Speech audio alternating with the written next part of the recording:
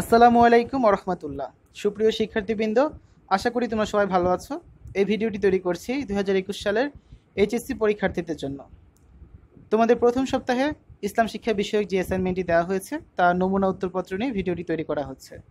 যারা অন্যান্য অ্যাসাইনমেন্টগুলো এখনও করোনি, ডিসক্রিপশন বক্সে প্লে লিস্টে লিঙ্ক দেওয়া আছে, সেখান থেকে চাইলে তোমরা অ্যাসাইনমেন্টগুলো করে ফেলতে পারো। তো প্রথমে চলো তোমাদের অ্যাসাইনমেন্টের প্রশ্নটি দেখে নেওয়া যাক।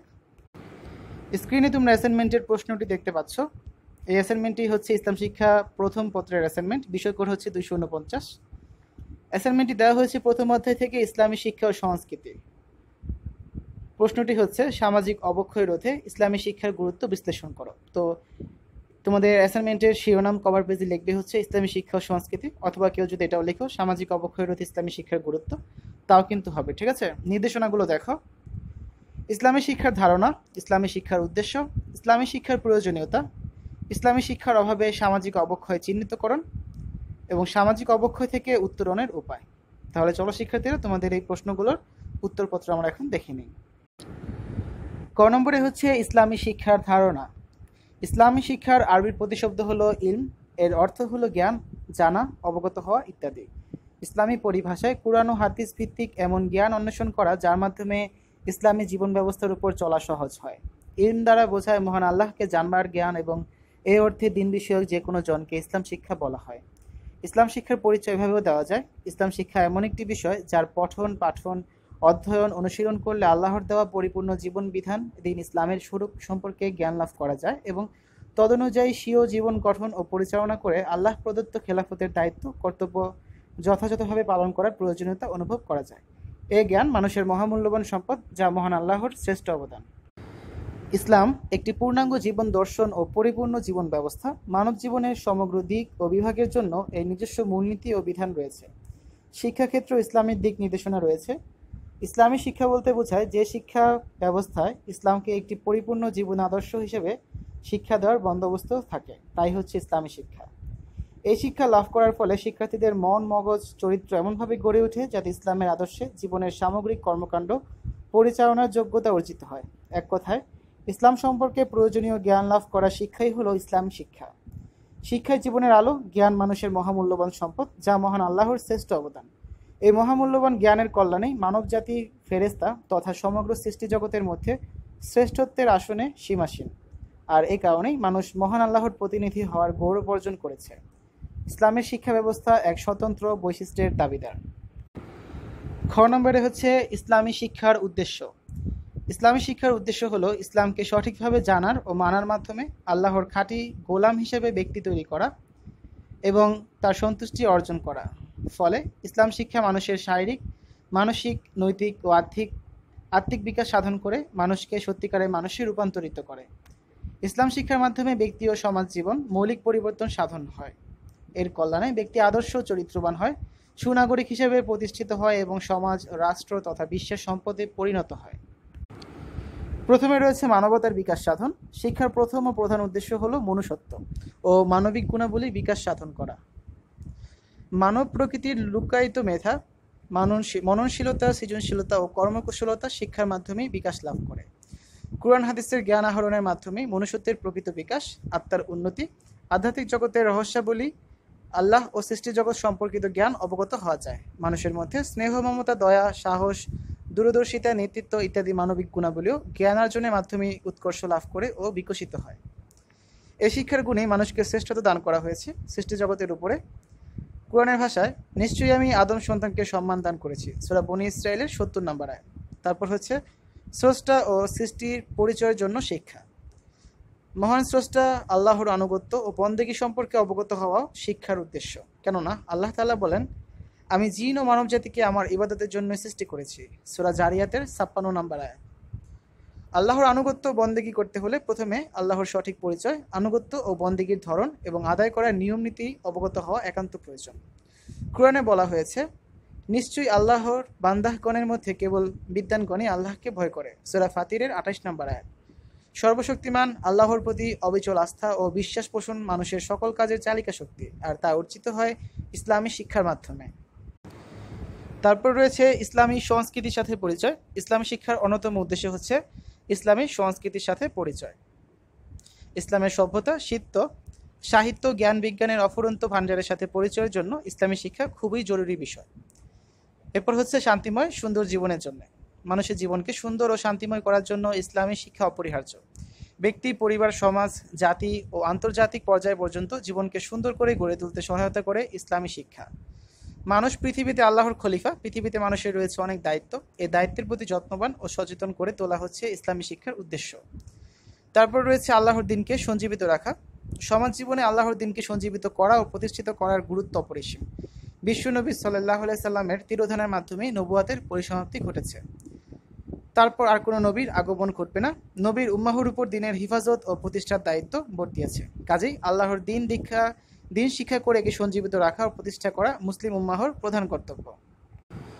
তারপর রয়েছে আত্মকর্মসংস্থান। হালাল উপার্জনে উৎসাহিত করা ও আত্মকর্মসংস্থানে সক্ষম করে গড়ে তোলা হচ্ছে ইসলামী শিক্ষার অন্যতম বড় উদ্দেশ্য।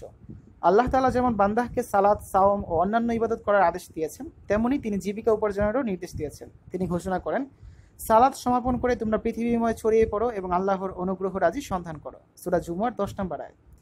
মহানবী সাল্লাল্লাহু আলাইহি সাল্লাম জীবিকা উপার্জনকে ফরজ বলে ঘোষণা করেছেন। তিনি বলেন, হালাল জীবিকা উপার্জন ফরজের পরও একটি ফরজ। বাইহাকি। গ নম্বরে রয়েছে ইসলামী শিক্ষার প্রয়োজনীয়তা। ইসলামী শিক্ষা মানুষের জীবনে চলার জন্য অপরিহার্য। জ্ঞানের দ্বারা মূর্খতা দূরীভূত হয় এবং চিন্তা গবেষণার পথ উন্মুক্ত হয়। জ্ঞানের দ্বারাই উন্নতি, অগ্রগতির পথ সূচিত হয় এবং মানুষের সম্মান ও মর্যাদা বৃদ্ধি পায়। এজন্য ইসলাম জ্ঞান অর্জনের উপর বিশেষ তাকিদ দিয়েছে এবং শিক্ষা লাভকে সকলের মৌলিক কর্তব্য বলে ঘোষণা করেছে। ইসলামী শিক্ষার দ্বারা মানুষ সত্য, সঠিক ও মুক্তির পথে চলতে পারে। এখানে আমরা ইসলামী শিক্ষার প্রয়োজনীয়তার কতিপয় দিক তুলে ধরব।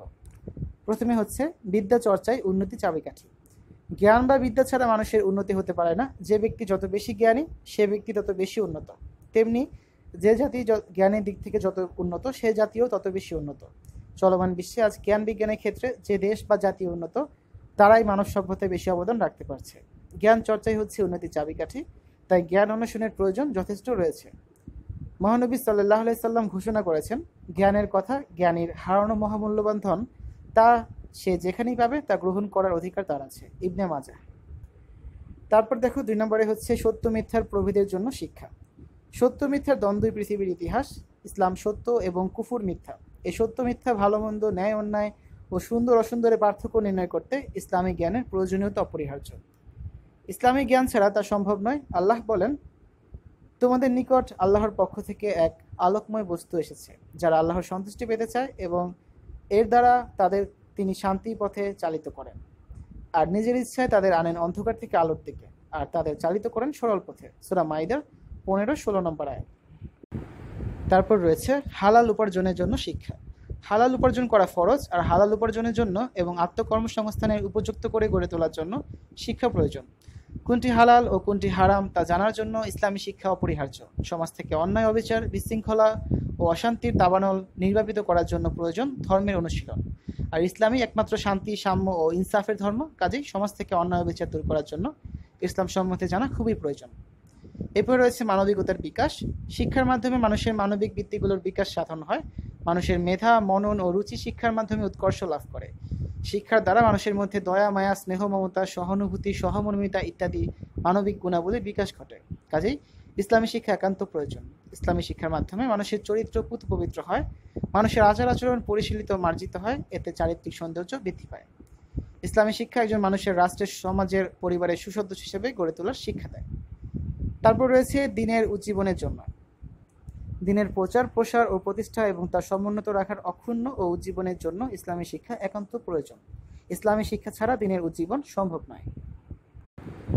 ঘ নম্বর প্রশ্নটি হচ্ছে ইসলামী শিক্ষার অভাবে সামাজিক অবক্ষয় চিহ্নিতকরণ। আজ আমাদের সমাজে ইসলামী শিক্ষার সঠিক প্রয়োগ না থাকায় অপরাধ প্রবণতা বেড়েই চলছে। অনৈতিকতার প্রভাবে নৈতিকতা প্রায় বিলুপ্ত। পিতামাতা পাচ্ছে না তাদের সেবা, সন্তান পাচ্ছে না তাদের অধিকার, শিক্ষক পাচ্ছে না তার সম্মান, ছাত্র পাচ্ছে না সঠিক শিক্ষা। এভাবে খুঁজতে গেলে সমাজে রন্ধ্রে রন্ধ্রে অসংখ্য অন্যায় চোখের সামনে ফুটে উঠবে, যার একটাই কারণ ইসলামী শিক্ষার অভাব। সামাজিক অবক্ষয়ের মারাত্মক অবনতির ফলে নিয়ন্ত্রণহীন হয়ে পড়েছে যুব সমাজ। এতে দিন দিন বেড়ে চলেছে অবাধ মেলামেশা। উঠতি বয়সী ছেলেমেয়েরা নিজেদের মতো করে যৌনতায় জড়িয়ে পড়ছে। মানবিকতা, নীতিনৈতিকতা, মূল্যবোধ, ধর্মীয় শিক্ষা, পারিবারিক শিক্ষার অভাবে এমন অপরাধ হচ্ছে। মুসলিম সংখ্যাগরিষ্ঠ দেশ হিসেবে বাংলাদেশে মুসলিম তরুণ তরুণীদের আজ ধর্মীয় বিধিনিষেধ যেভাবে মানার কথা ছিল সেভাবে মানছে না। উল্টো বিজাতীয় কৃষ্টি সভ্যতার উন্মাদনায় তারা স্বাচ্ছন্দ্য বোধ করছে। ধর্মীয় অনুশাসন নেই বলেই আজ নারী ধর্ষণ ও নির্যাতন ভীষণভাবে বৃদ্ধি পাচ্ছে। শেষ প্রশ্নটি দেখো, সামাজিক অবক্ষয় সমূহ থেকে উত্তরণের উপায়। 1 নম্বর হচ্ছে, নির্লজ্জতা ও বেহায়াপনা এখন মহামারীর রূপ ধারণ করায় বর্তমানে সন্তানেরা পিতামাতার নিয়ন্ত্রণের বাইরে চলে যাচ্ছে। পরিত্রাণ চাইলে সর্বক্ষেত্রে ধর্মশিক্ষা ও ধর্মচর্চা বাধ্যতামূলক করতে হবে। 2, আমাদের দেশে রাষ্ট্রীয়ভাবে মূল্যবোধ চর্চার কোনো ব্যবস্থা নেই। স্কুল থেকে শুরু করে বিশ্ববিদ্যালয় পর্যন্ত কোথাও মূল্যবোধ চর্চার কোনো ব্যবস্থা নেই। ধর্মের পাশাপাশি মূল্যবোধ জাগ্রত করার জন্য সরকারিভাবে উদ্যোগ গ্রহণ করতে হবে। 3, দেশের সকল শিক্ষা প্রতিষ্ঠানে ইসলামী শিক্ষা বাধ্যতামূলক করে মূল্যবোধ শিক্ষা দিতে হবে। 4, অপসংস্কৃতির উন্মুক্ত আগ্রাসন রোধকল্পে আইনি ও সামাজিক পদক্ষেপ নিতে হবে। এবং 5 নম্বর হচ্ছে, সামাজিক অনুশাসন জোরদার করতে হবে। তো শিক্ষার্থীরা, এ ছিল তোমাদের 2021 সালের এইচএসসি পরীক্ষার্থীদের প্রথম সপ্তাহে ইসলাম শিক্ষা বিষয়ক যে অ্যাসাইনমেন্টটি দেওয়া হয়েছে তার একটি নমুনা উত্তরপত্র। তো আজ এ পর্যন্তই। সবাই ভালো থাকবে। আল্লাহ হাফেজ।